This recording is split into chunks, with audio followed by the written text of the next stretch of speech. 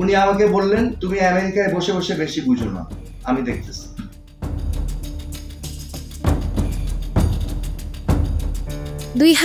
সালের 25 ও 26 ফেব্রুয়ারি বিডিআর বিদ্রোহের ঘটনায় 57 জন সেনা কর্মকর্তা সহ 74 জন নিহত হন।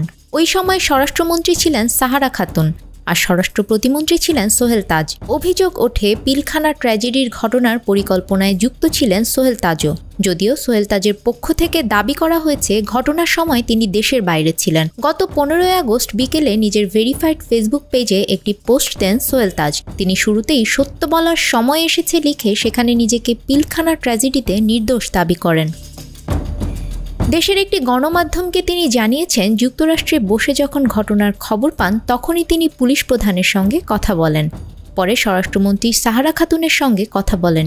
এক পর্যায়ে কথা বলেন প্রধানমন্ত্রী শেখ হাসিনার সঙ্গে।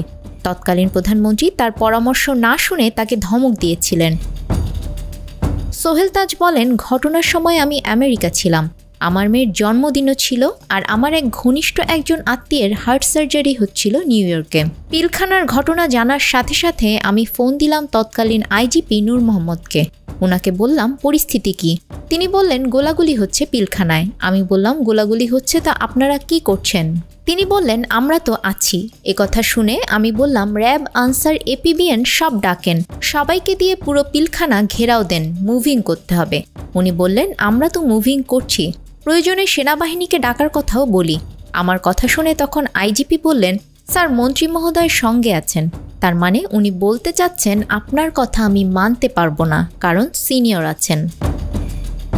এরপর আমি স্বরাষ্ট্রমন্ত্রী সাহারা খাতুনকে ফোন করলাম। তখন উনি আমাকে বললেন, বাবা এটা তো হাসিনা আপা দেখছেন। আমি তখন প্রধানমন্ত্রীকে কল করে একই কথা বলি। উনি আমাকে বললেন, তুমি আমেরিকায় বসে বেশি বুঝো না, আমি দেখছি।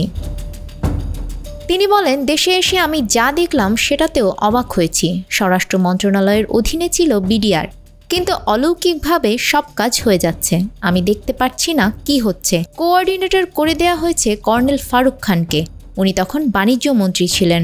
তারপর থেকে সবকিছু অদৃশ্য হয়ে গেল, আমাদের হাতে আর কিছুই ছিল না। প্রধানমন্ত্রীর পদ থেকে পদত্যাগের এটাও একটা কারণ ছিল, তাই বিডিআর বিদ্রোহের পরপরই আমি পদত্যাগ করেছি বলে উল্লেখ করেন সোহেল তাজ। নিউজ ডেস্ক, আমাদের সময়।